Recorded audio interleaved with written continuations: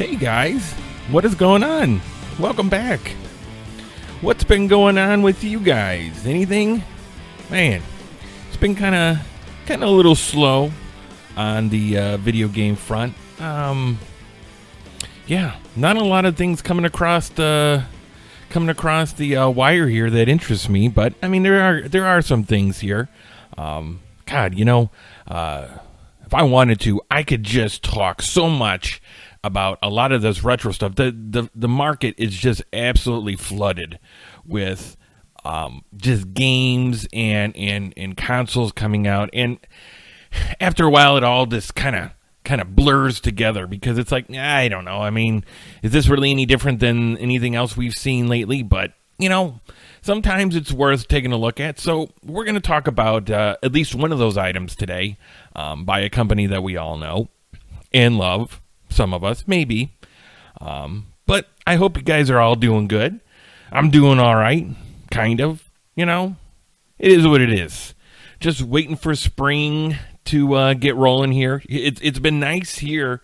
I know it's sunny out today, which is really nice because, here in the Midwest, sometimes, you don't see the sun for like days or weeks, especially during the wintertime. And, so when that sun finally comes out, it's like, oh, thank you. Now, I know that, like, people in Seattle, they got they corner the market on not seeing the sun for, like, months. So, I'm definitely not saying that we got you guys beat. But, I mean, we still got our problems here, too, in the Midwest. We do. All right. So what are we going to talk? Well, there is a GameStop documentary that's going to be coming out on Discovery Plus. Yeah, okay. It's going to be about what happened with the stocks here, and I mean, geez, what a turnaround on that. That just happened. So, I mean, they're really jumping on the bandwagon with that. We're going to talk a little bit about Hyperkin and a new product that they got coming out, Hyperkin Square, and what exactly that is and is not. I have not been able to get a hold of one, and we'll talk about why that is, because I'm not even sure why. We're going to talk about conventions here in 2021, and we all know that in 2020 that it just wasn't happening. And it seems like even though we're still early on in 2021 here, that it's going to be hit or miss. And it's still a bit shaky because all these conventions seem to be pushing back to the later part of this year, hoping that everything will be good enough. So we're going to talk a little bit about that. And then we're going to talk about, me and Marvel. I love me some Marvel. So we're going to talk about the Falcon and the Winter Soldier and kind of what my first impressions are. There's been 2 episodes so far, and a little spoiler, me likey. So, all right. So, as you may or may not know, I'd say it's probably been about a month ago now, a little bit of happenings went on with the GameStop stock. I don't pretend to be an expert in the stock market or any of this stuff. So if I butcher this, hey man, I'm just a guy with a mic in a basement, man. Sue me. You know what I'm saying? No, don't sue me, but you know what I'm saying. And basically, what happened here is that some day trader guys exploited something in the market. So basically, in short, there are guys out there that like to, I don't know what they call it. I think it's like short the market or something. If you've seen, what was that movie about everything that went on in 2008? The Big Short. There you go. The Big Short with, God, I can't think of anybody's name here. I'm just blanking out right now. But anyway, basically, people bet against the market. So there was people kind of betting against GameStop, which, okay, whatever. So the worse GameStop would do, I guess, the better that these guys would come out. And I've had it explained to me before, and I just don't remember the specifics of it. But anyway, there was guys on the flip side of this that knew that this was going on and kind of went to social media and had people buy up all this stock, sending the stock prices through the roof, which was bad for the guys shorting it. Okay. Now, if I've gotten this wrong, sorry. But this is the way I understand it. And I'm guessing that most of your general people, this is about the limits of their understanding about it. But the point being here is, so now, this being like only a month ago that this happened, so now there's going to be a documentary on what happened. And it's like, okay, I mean, is it really interesting enough to do a documentary about? I guess we're going to find out. And like I said, it's on Discovery Plus, which I guess I get. I don't know. I don't know what Discovery Plus is. There's so many damn channels. I mean, you got the History Channel, and they got about 5 different offshoots of their channel. And it's like, I don't know if it's in my package. We're going to find out. But the funny thing here is the guy that they're going to kind of have explaining everything and narrating it, being the host, is Jordan Belfort. And if you're not familiar with who that guy is, and this guy is a character and a half, he was basically the Wolf of Wall Street. Have you ever seen that movie with DiCaprio? And a great movie based on Jordan Belfort's time in Wall Street, which was an absolute crazy thing. And so they're going to have this guy, and I've seen this guy in interviews or whatever, and he's a trip. I don't know, man. He's something else. That's all I can say. And not necessarily the best voice for, narrating something. Now, this is coming from a guy who I hate my voice. And so what do? I go and start a podcast because, if I hate my voice, maybe other people might too. So, but yeah, I get it. They're kind of saying that these guys did some sketchy stuff and, so they're going to put this guy in that did a whole bunch of sketchy stuff back in the day with, stocks or whatever. Here's the thing with this. There's no sides to be taken here. I don't feel bad for people who take risks in the stock market and do kind of, and maybe not shady stuff, because I think all of this was pretty much legal. Of course, I think there is some stuff going on with the day traders that kind of, went to social media and had everybody buy a whole bunch of the stocks, which sent the prices up. But in the end, it's like all these people dealing with this shit are doing some stuff that's probably not on the up and up here and there. So it's kind of hard to really feel bad for anybody here, especially the guys that were betting against GameStop, which, who was betting for GameStop? Everybody knows that company, unfortunately, is probably on the way out. They are. They just have made some bad decisions over time and have not been able to, change themselves with the way the market is going as far as video games and digital and all that goes. But anyway, I'm just getting off topic here. But the name of the documentary is GameStop: The Wall Street Hijack, and it premieres in the UK on April 8th. And that's before the international rollout. Now, I didn't see when it's supposed to come out everywhere else, but I wouldn't imagine it'd be all that much longer after April 8th. But it says it examines a group of young, risk-embracing day traders who use social media to organize a massive stock buy-up for video game retailer GameStop. Yeah, I don't know. Did they do something illegal? I have no idea. I don't know. Will I watch this? Yeah, I'll probably watch it. Why not? I have no skin in the game with this either which way.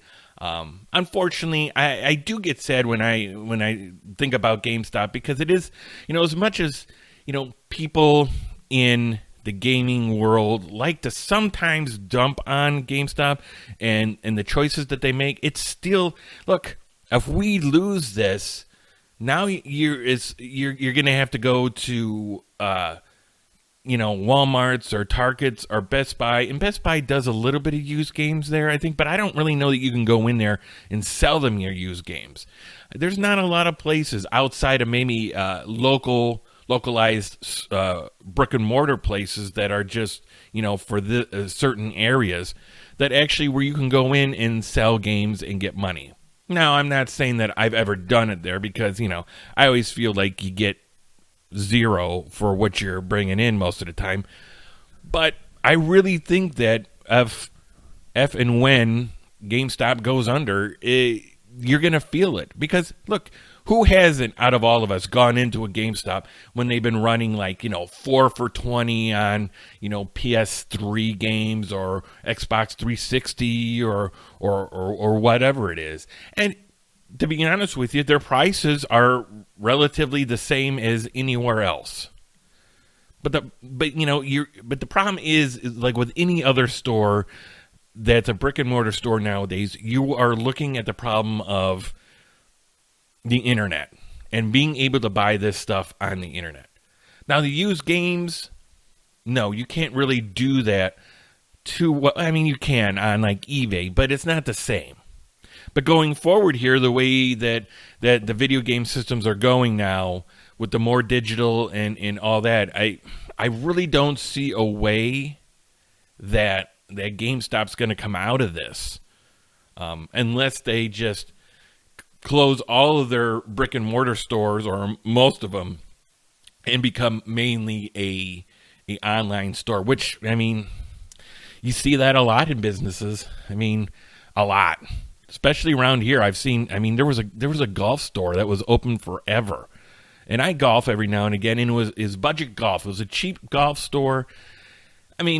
Cheap for golf. Anybody that's ever played the game knows that can get expensive real fast. But you go in there and they'd have knockoff clubs, and everything where it was more affordable. And then one day I went in there and they're like, "Yeah, we're closing." I'm like, "Why? You've been here forever." He's like, "Yeah, we're just going to be an online store." I'm like, "No kidding." And guess what? Well, it didn't help that, a Dick's Sporting Goods had opened up like a mile away. But anyway, yeah, I'm going to watch it if I can. I'm sure with all my streaming services that I'm a part of and, my cable service, that at some point I'm going to be able to watch this. So, yeah, should be interesting at least to see. So if you follow my YouTube channel at all, you know that I just put out a video on the Retron 5, kind of a retrospective, seeing as though that they just re-released the Retron 5. Seemingly everything was the same, except, it had this kind of Miami-looking, turquoise blue color, and which I thought was kind of cool, and some hot pink in there. It looks cool, I don't think it looks bad. But anyway, Hyperkin released something lately, and I don't know that I have talked about it on this channel, but if I have, I apologize. But it's the Hyperkin Retron Squared. And what this is it's basically a console, and it's a little cube, and this thing looks cool. The design of it, I love it. I love the look of this thing. It's just a little square, and it comes in different colors. It comes in kind of that turquoise blue or like a black color, but the shells are all transparent on these machines. And it plays Game Boy, Game Boy Color, and Game Boy Advance. At least it's supposed to. And I've known about this for about a year now. And it's not like I don't have things to play those on. But, if they come out with something like this that's cool and HDMI out, and, I'll pick it up. Why not? And, because I can play it on on the Retron 5, because the Retron 5 plays all those games, and it plays them really well. But this thing comes out, and so it comes out, and I feel like I've already talked about this. So, folks, I'm really sorry if I'm retreading old ground here on a past podcast here. But this thing comes out, and it goes into review with other people, with like YouTubers. They send it out to review, and it's just not ready, clearly.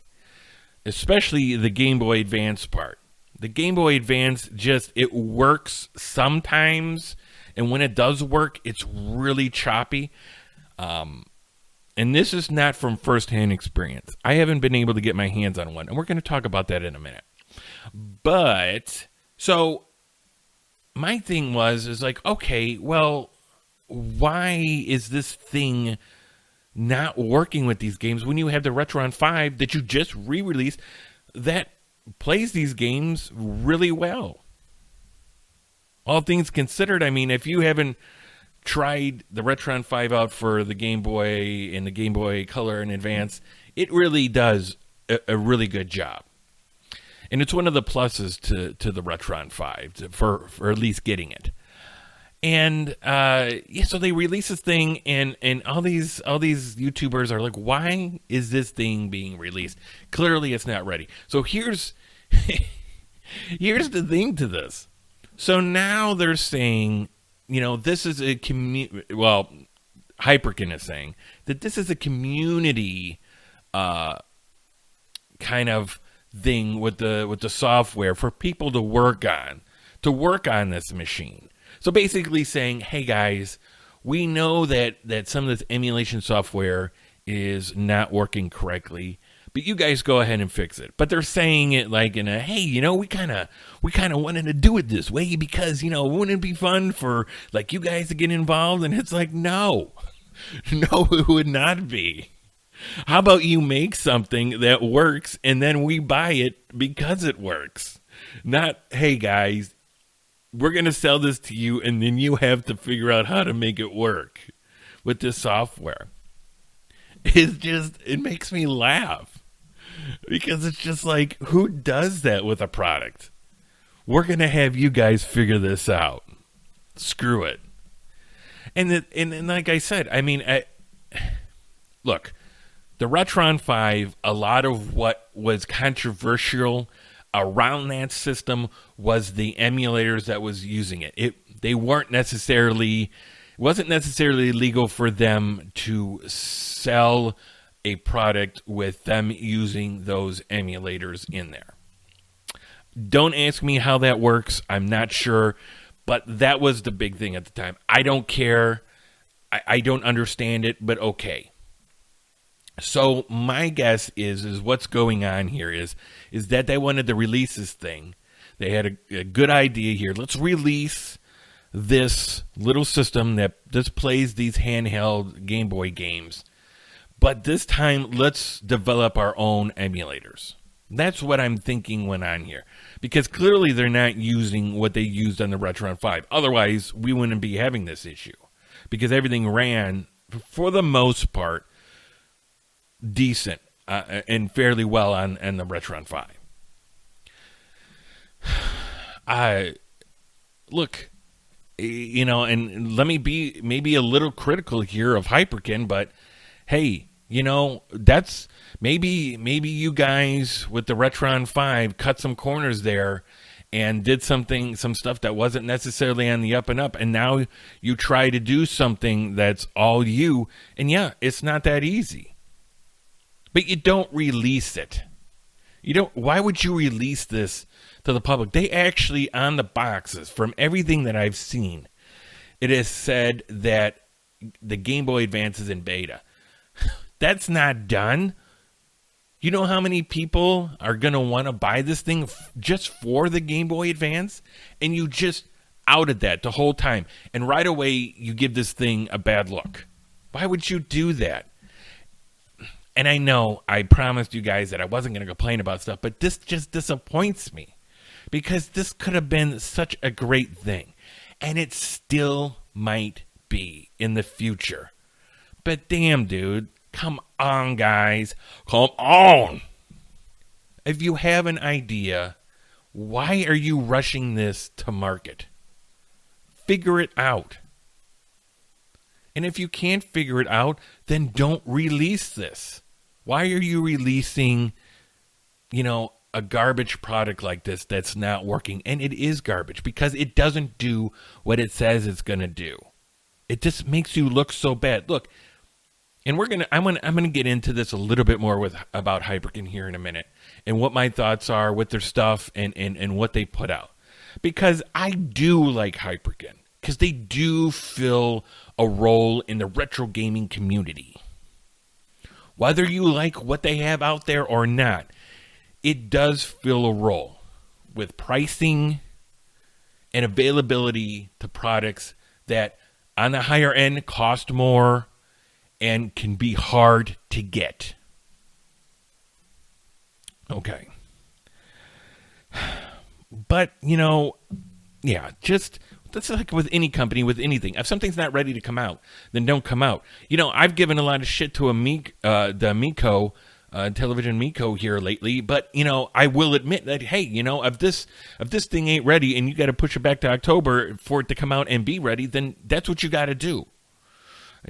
People that may have skin in the game and money involved may not be happy with it, but at least, look at Cyberpunk. I mean, they got rushed by their investors and through that released the game that clearly wasn't ready. And look what happened there. It's been a shit show for those guys. I will never come down on a company or anything or a product if they don't they take more time before they release it to make sure it is what they said it was going to be, to make sure that it's quality. There's nothing wrong with that. So, looking at Hyperkin, and I've used a couple different machines over the years from Hyperkin. I love their controllers. I think they make a quality controller. Me saying that, and like a day ago, my the Cadet, the USB Cadet, the Super Nintendo controller that they make just died on me, which I don't know why yet. I'm still trying to figure that out. But that's been basically the only negative thing I've had. I have a couple other controllers, and they make really good controllers from what I've used so far.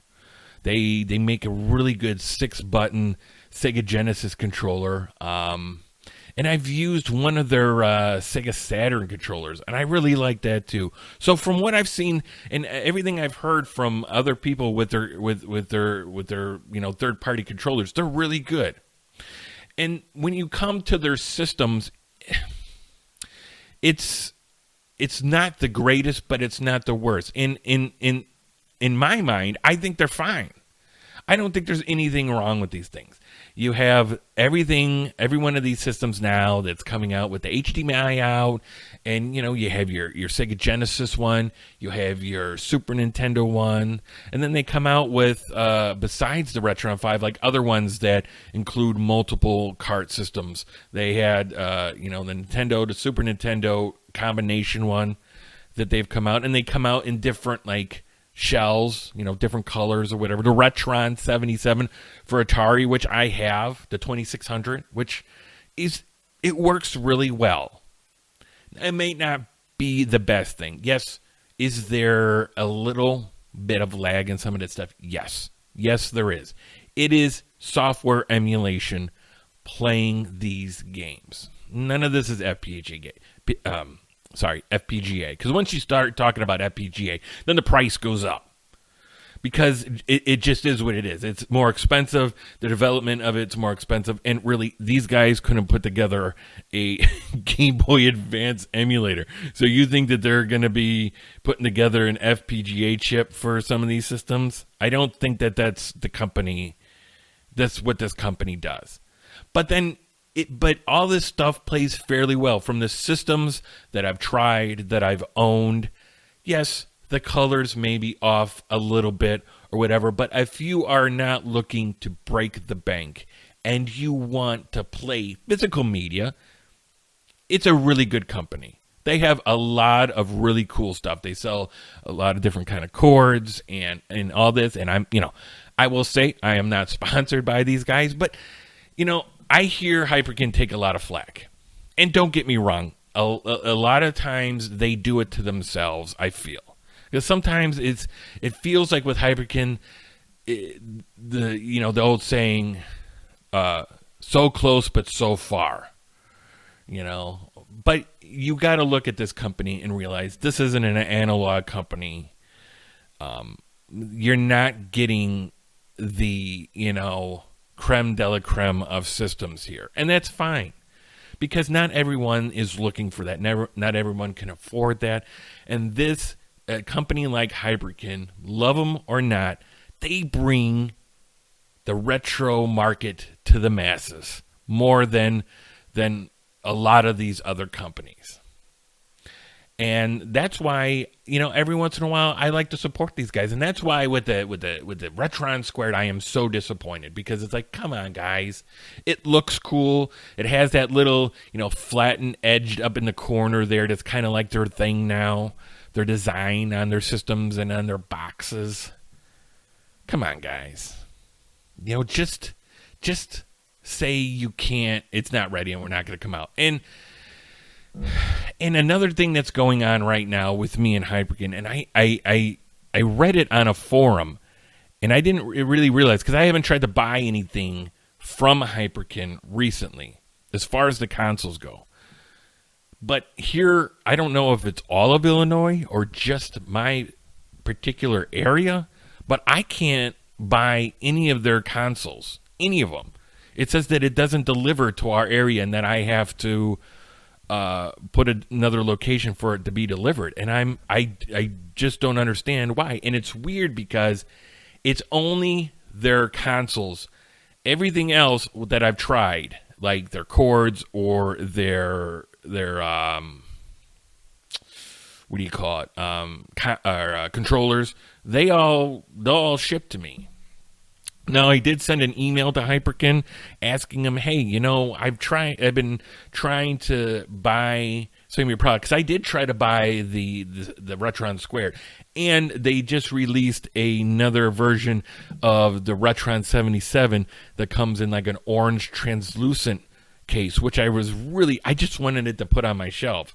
And I can't get that either, too. It just says it doesn't deliver here. And I have yet to hear back from him, and I sent that like 2 weeks ago, that email. So I whether or not I'm going to ever hear back from them, I don't know. But it's really weird, and I don't know if any other parts of the country are having an issue with that. I don't know. I don't know why that's a thing right now. But hey, I guess it is what it is for now. I've never had a problem ordering anything from them before, and when I say from them, you don't really go on their website and order anything. They don't sell anything directly off their website unless you're like a reseller. So I'm talking about like Amazon or that Newegg or Micro Center, or I'm trying to think of another place that sells their stuff. That B&H Video or whatever. And what they have is very limited. They only have like a handful of stuff. So I haven't really tried them because nothing that they have is what I want. And a lot of the stuff that they have on their websites are already out of stock. Anyway, so that's a thing. I guess Hyperkin, I don't know. I don't know how I get my hands on Hyperkin stuff right now if I want to, outside of controller. Anyway, meow.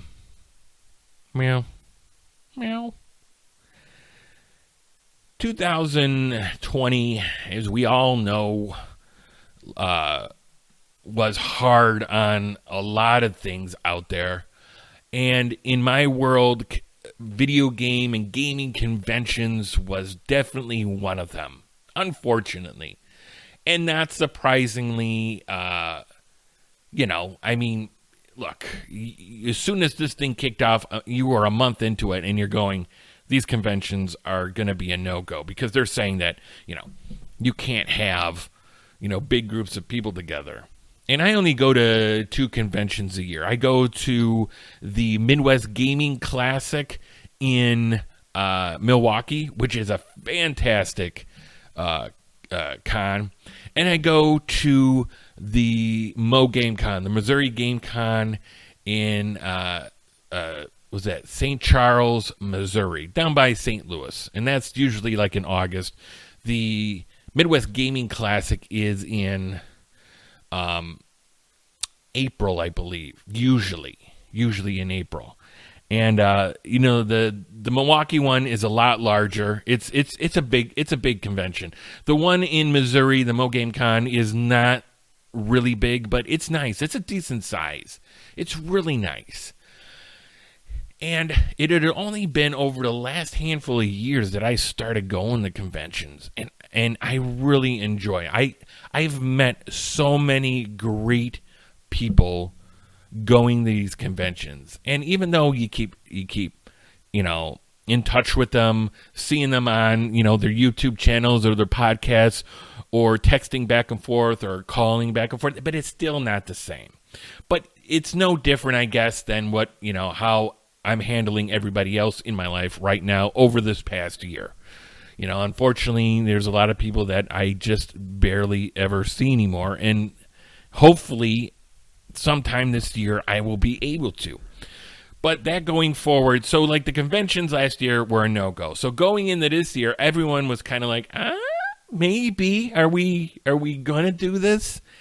And so far, it seems like it's kind of hit or miss right now. So the Midwest Gaming Classic in Milwaukee, that usually happens in April, they have pushed it back to November.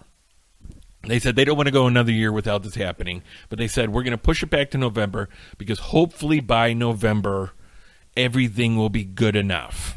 Okay.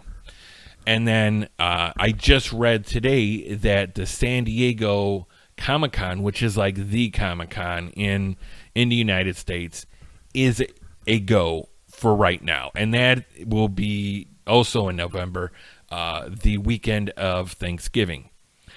But unfortunately, it looks like from everything that I've heard and seen that the Game Con in Missouri in August probably isn't happening. And it's kind of weird because I don't really know too much about the ins and outs of running these things.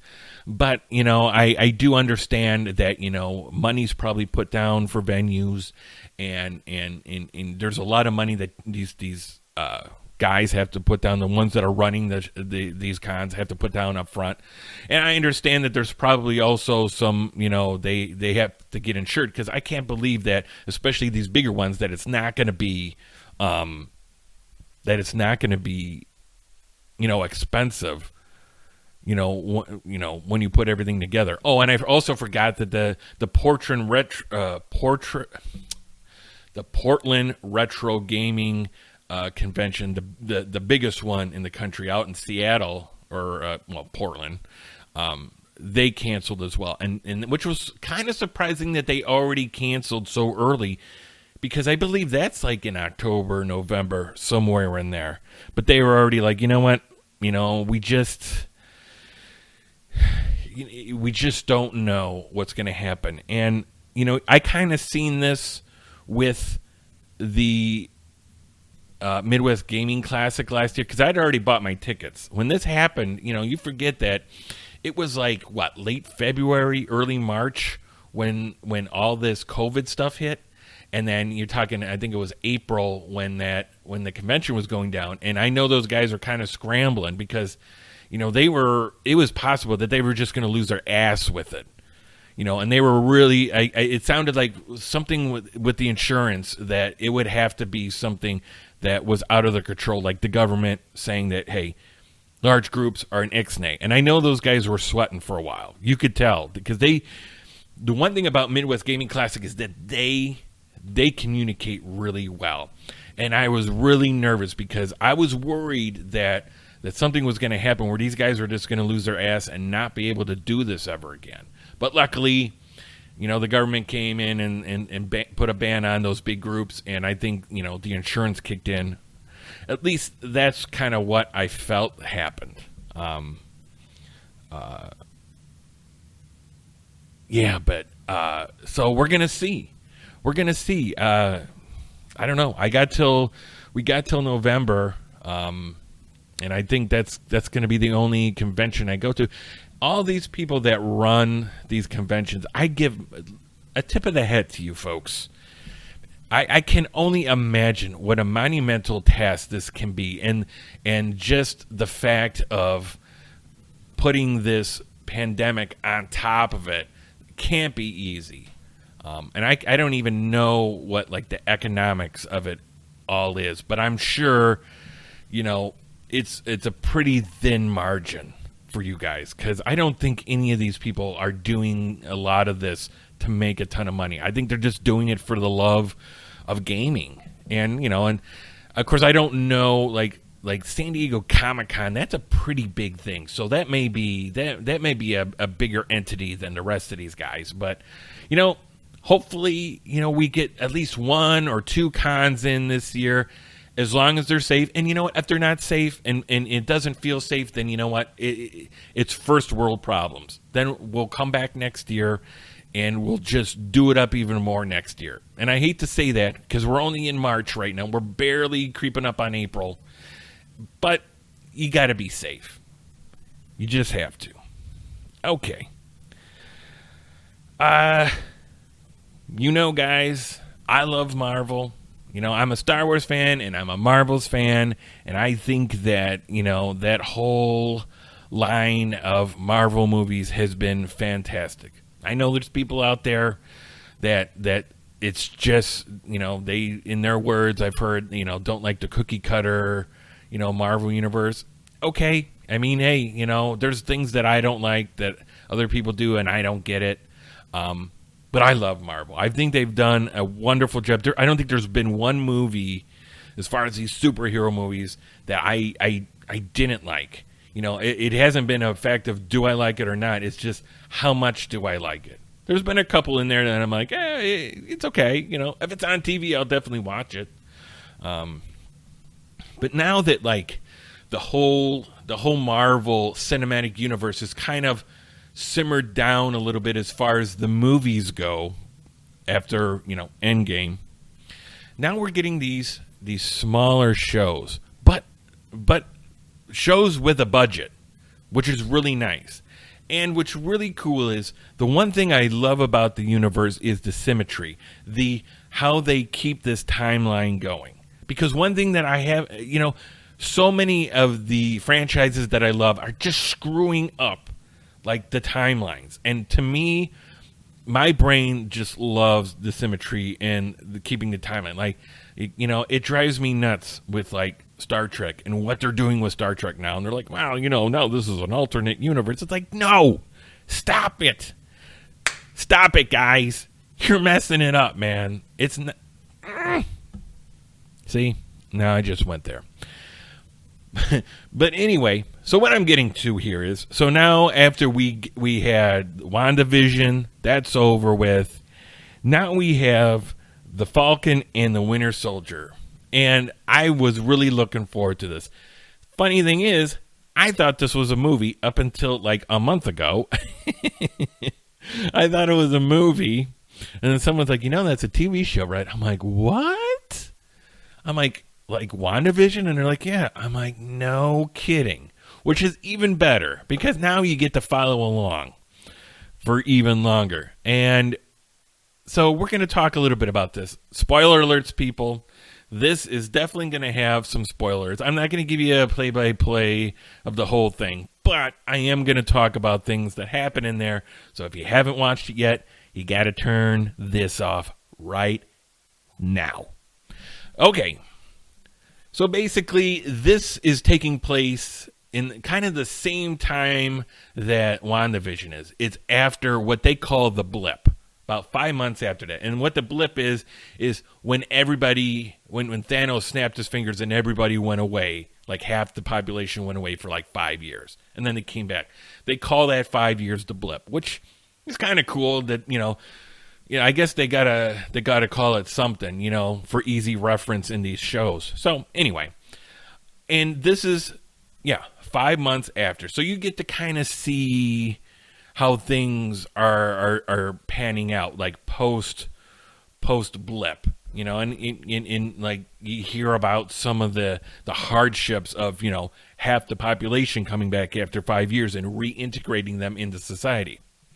The only thing I will say about these shows when they talk about that is, so they talk about like everyone coming back and how messed up the world is because of it, but you don't see any of that. Not really. They talk about how bad it is, but I got to tell you, from what I've seen, I mean, the world looks pretty okay to me. They're not really showing like the shitty parts, you know, which I don't know, who cares really, I guess. But I just noticed that, like, it's like, you know, I was watching the second episode this past Friday, and I was like, you know, they keep talking about like all these camps that these people are in now, these refugees that all of a sudden all came back, but you don't see any of this. Everything seems pretty on the up and up here in these worlds, for the most part. But anyway, I mean, I guess that's this creative, choice there by the people making it. But basically you have now is the Falcon, you have Sam Wilson going out there. I think it's Wilson. Yeah, Sam. Going out there. He's still doing his thing, but, you know, obviously without Captain America. And, you know, but he's doing it with the United States Air Force. And, you know, and there's a lot of, like, you know, the non-superhero side. Like, he has a sister, find out, and then, she wasn't one of them that went away in the blip, so she was having to take care of stuff while she was gone. So you get to see, like, the human side of it, not just, like, just the plain superhero side of it. And then you got Bucky Barnes, the Winter Soldier. And I got a feeling that he's going to make this show just because where you can go with him, because his character has so much possibilities just on the fact of like how much I like him, because he was that close friends with Steve Rogers before he was Captain America, and then afterwards when he came back and he stopped being the Winter Soldier, like their relationship, you know, his time with Hydra, being the Winter Soldier, and what that means. Because I mean, God, they could write a whole bunch of history for him, because it was like, what, 90 some years or however long he was, you know, the Winter Soldier. So God only knows what other stuff they could bring in with him. I mean, there's a lot. And who doesn't like a good redemption story? I love a good redemption story. When you're like, you know, this guy is good and he's just trying to be that good guy again and have some peace, but at the same time, dude can kick some ass if he has to. You know, he's like, yeah, I had my bad boy time, but I'm a good guy now. But don't get me wrong, I'll whip your ass, right? I love that. Because, you know, Sam, he's a little bit more of a goody two-shoes, you know, just doing what he thinks is right, and trying to be as good as he can be. And I love that character. I loved that character in The Winter Soldier when he was introduced with Captain America. I love that. That's why Winter Soldier is one of my favorite Marvel movies, is because of the back and forth with those two, especially at the beginning when they first met. I just love the connection that they made. So basically, though, here in this new show, we have, you know, two guys that were basically best friends with, you know, Captain America, with Steve Rogers, but they're two different people. Not entirely, but pretty close. And I love it because it's like an old school, you know, detective mystery where you got the two guys. It's like a dragnet, you know, where these guys are out there trying to solve this mystery of who these new bad guys are. And I don't really care for you, and you don't care for me, but everybody knows that they really do like each other and that they're really good guys. I love it. You know, what's not to love about something like that? You know, not everything has to be, super deep and super, intricate. Sometimes just watching a well-written, well-put-together show is all I need. And you guys are doing a great job. Kudos to you guys. Oh, I'm sorry. Feige, guess what? He's involved in this too. He's involved with other things. Maybe you've heard of The Mandalorian. Yeah. He's also doing that, Of course, everybody's up in arms with him now because of everything that happened with that Gina Carrero, which we will not be getting into on this channel. I am not touching that issue with a 10-foot pole. 100%. But if you guys haven't checked out The Falcon and the Winter Soldier, it is great. Although I will say they don't have all the episodes out. It's every Friday, and I'm kind of thinking about laying off of it until the season's over with and then just binge watching it, because it just kills me at the end of every episode because I'm not ready for it. It's like, now I gotta wait. Now I gotta wait back until Friday. I'm like, come on, man. What is this, the 80s? Damn. What a time we live in. Aren't we so spoiled? All right, guys. Well, that's where I think I'm gonna put the plug in it right now. There's really not been a lot to talk about. I'm still trying to get a hold of one of the new systems, so at least I can have some experience on those things, be able to talk about some of this modern gaming. Because really, the only thing I've been doing lately is working on my Raspberry Pi, because that thing, if you work on a Raspberry Pi or anything like that, back it up all the time, because I don't. And now that thing, the card got corrupted on it again because I did something, and then I had to start all over. Ay. All right, guys. Well, that's it for now. I hope all of you guys are staying safe, enjoying this nice weather that seems to be coming around the corner. That's it for this time. Everybody, stay safe, have fun with your gaming. Good night, and goodbye.